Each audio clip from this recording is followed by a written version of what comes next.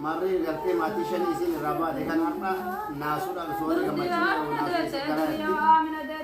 isin fayyaa ofii dhabdee gartee mallaqa dhabuu hin qabdu bakka jiruun Oromoon kaabaa kibbaan bira dhaabbanne maatii isii bakka fayyaan rifatan ilmaan isii bakka fayyaa isitti rifatte kana duniyaa isin biyyaaf baatee irratti rifatte kana akka milkooytu goonee guyyaa 3-4 keessatti waan isii waggaa lama isin galaytu itti arjoomne akka biyya kana isii geggeessu jechuu barbaada.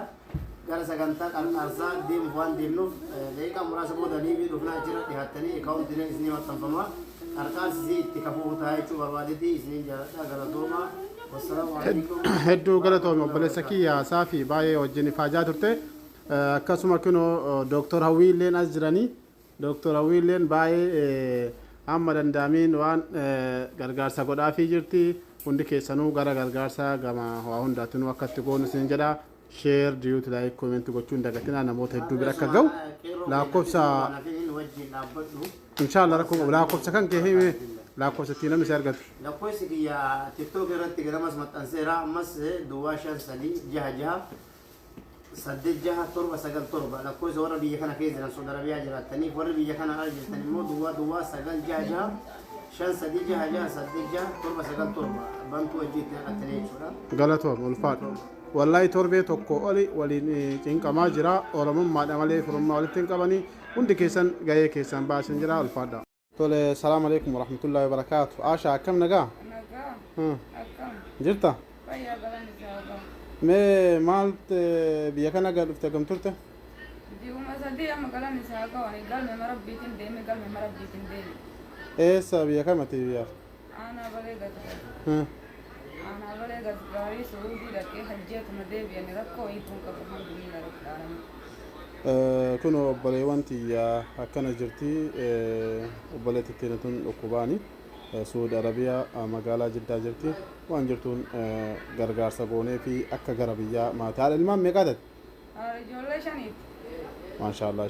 Ashamaa harka fuunee nagaan waaqayyo siniifaa baay'atu hordoftoota chaanaalii kootii akkam nagaa keessanii ani nagaa kooti obboleettiin keessanii baga nagaatti eegamtanii yeroo kana geessanii nagaa qabaachuu waan hundumarra kan caalu nagaa kan namaaf kennu rabbii tokkicha kanadha isa keessa yoo jiraanne nagaa qabna nagaa kana baga qabaattanis isiniin jedha itti aansuudhaan warroonni chaanaalii kootiif haaraa taatan viidiyoo kana dhaggeeffachuudhaan dura laayik sheer godhaa.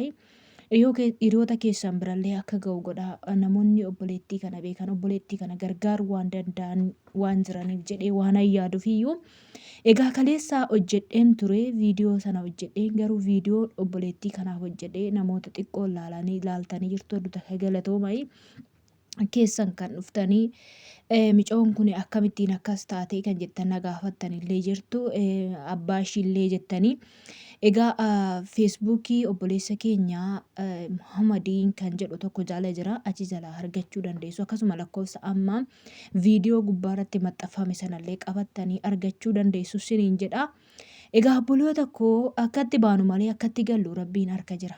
Wanti hundumtuu harka jira namni tokko gaafa biyya isaatii ba'u dalagadhee mana koo jijjiira jedheetu biyyaa ba'a bulettiin keenya kun akkuma keenyatti ji'a sadii jechaadha erga Itoophiyaarra gara Suudi Arabiyaa dhufte jechaadha akkuma keenyaa kana of jijjiiruudhaaf biyyaa baate garuu immoo waatu ishii mudate rakkoon gaafa nama mudate namni nama hin jaallatu obboleettiin kun haadha ijoollee shanii jechaadha. Ammaaf sammuu ishii omaan jedhu iddoodha gadi lakkisee akkasitti of gattee osoo hin taane amma tokko sammuu ishii iddoo jira waaqayyo sin eebbisu eebbifamaan jedha obboloonni achi jiranii dhaabattanii gargaartan dhugaa viidiyoo akkanaa yeroo argu baay'ee keessi goona gadda jechaadha narri fadha sinannaasi maaliif seeta biyya ofii keessatti hakamu yoo ta'e homaa miti gaafa biyya ormaa keessatti rakkoon guddaan namarra ga'u eenyumtuu nama dhaqqabuu hin danda'u gadi baasanii nama gatu araboonni keessaayyuu gadi baaseen nama gata jechaadha dhimma namaa dhimma keenya hin qaban waaqayyo garuu nagaan akkuma nu baase nagaadhaan nu haa gashu siniin jedha Kanaafi dhaloonni gargaaruu dandeessan viidiyoo duraa sana gubbaarratti lakkoofsi maxxanfamee jira. Fakkeenyaaf Suudi Arabiyaallee kan jirtan lakkoofsa sanaan qunnamuu dandeessu bakka ishiin jirtudha. Obboleessi kun mana isaa keessatti ofitti qabee jira. Waaqayyo isaa eebbisu. Egaa lammiin ofii waliif gaachana. Gaafa rakkoo, gaafa yaaddoo, gaafa wanta akkanaa kun namarra ga'ee waliif mirmatanii rakkoo sana keessaa wal oolfatu jechaadha. Obboleettii keenya rabbiin ishee haa fayyisu, sammuu ishiitti ishee haa deebisu. Si haa fayyisuudhaan keessattuu warri koomentii si haa fayyisuu jedhaati du'aayii godhaaf akkuma amantii keessanitti haadha ijoollee shaniiti. Ijoollee ishiitti waaqayyo nagaadhaan ishee haa galchu. Biyya ishiitti yoo galte wallaannamtii homaa miti. Homaa miti dhugaa rabbiiti. Baga ijoollee Oromoo harka iyyuu buute otoo akkasuma akkuma gadi gatanitti gadi baateetuma haftee bakka dhimma ijoollee keenyaa kana hin qaban jarri waan ta'eef silaa bakkumatti baddi. Amma immoo homaa miti isiniin jedha. Amma ta'e warroonni gargaaruu dandeessan adaraa keessan lakkoofsa sana qabadhaayi. Biyya sana Suudi Arabiyaa keessa warri jirtan jechaadha dhiifama. Akka gargaartanii isiniin jedha. Fakkeenya warri ala hojjettan fa'aa bira dhaquurree dandeessu. Kanaafiyyuu bira dhaxxanii ta'u obboleettii kana arguu dandeessu. Wallaan sirree ishii barbaachisaa akka isaan akka itti amma mari'atan obboleettii kana bukkee dhaabannee anan hojjedha jettee akkuma keenya waan biyyaa baateef nu immoo bukkee dhaabanneetu gargaarree waan ishiin manaa baatee fi itti sammuu ishii dhabde kana guduunfaa tokko goonee fi gara maatii ishiitti gara dhala ishiitti haa galtu. Harka duwwaa ishee galte ittuu sammuu akkuma amma sammuu dhabde kana sirii isaatu badduu baatii kan jedhu jechaadha. Gargaarraa waan jedhu keessa jira. Waaqayyo waan akkanaa sinaa oolchu. Dhugaa waaqayyo waan akkanaa namaa oolchu. Ba'anii bakka siqaayee erguu kana sammuu ofii kana dhabuu jechaan baay'ee ulfaataadha. Waan sammuu ishiitti ishee haa deebisu. Kanaaf obboloota koo lafa jirtanitti isinillee waaqayyo sinaa eeguu. Eegumsa isaa malee namni wanti inni godhu hin jiru. Inni nama yoo eege immoo waan hunda keessatti nama tiksa. Isiniin jedha. Suma kanan jechuu barbaade akkasii lakkoofsa kana qabattanii too keessan dubbiftan immoo abdiin qaba. Hordoftoonni kiyya hedduutu akka galatoomaayii warroonni dhaggeeffattanii sheerillee kan gochaa jirtu. Eebbifamaa isiniin jedha. Obboloota keessaniif sheer godha. Warroonni as keessaa namni beeku hin dhabamu obboleettii kana.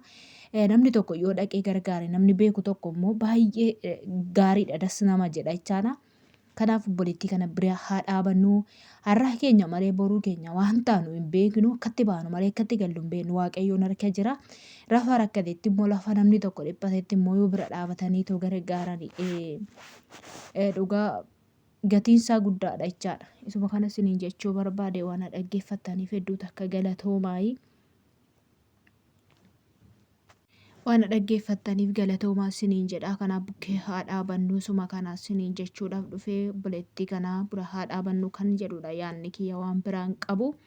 Sinillee lafa isin jirtanitti waaqayyo sinaa eeguu, sinaa tiksuu. Yoo rabbiin nama eege malee yoo rabbiin tiksee gaarii namaaf ta'e malee wanti nama adamsu baay'eetu jira guyyaa keessatti sa'aatii sekeendii keessatti. Wanti gara namaatti darbatamu baay'ee jira. Baay'ee isaanii dhoksaadhaan kan amiroo cinqatii godhatanii akkasuma immoo baay'ee isaanii yaaddoo garaagaraatiin kan sammuu dhaban jechaadha. Ilmi namaa kun gaafa of harkaa dhabe gaafa guyyaan itti dukkanaa'ee gara itti goru dhabe sammuu isaa kanatti assaabee yaadee gaafa jedhee amiroo cinqatii godhata jechaadha. Kanaaf obboleettiin keenya kunis isumadha natti fakkaate akkasitti yeroo laalu amiroo cinqatiidha. Afaan hin beektu gaafa biyya ofiitti bahan immoo keessattuu wanti namaatti dhaga'amu afaan hin beekan waan jarri namaan jedhan hin beekan. Takkaan takka ishii nama barsiifti takkaan takka ishii nama ifatti. Takka nama ifatti. Bakka akkuma namaatti dhalanne nuyis akkuma isaanitti dhalanne kosii waan ta'e itti nu laalu beektu. Kokosiidhuma kun waan ta'e itti nu laalu. Nuyis garuu namuma akka isaanitti akkuma isaan uume kanatti nu uume rabbiin tokkichuma inni nu uume kun bifaan gargar haa taanu malee uumamni keenya tokkodha. Kanaaf yeroo kana namni immoo kun immoo haadha ijoollee shanii jechaan nama guddaadha. Bakka yaadni ishii bilchaatadha jedhee yaada jechaadha.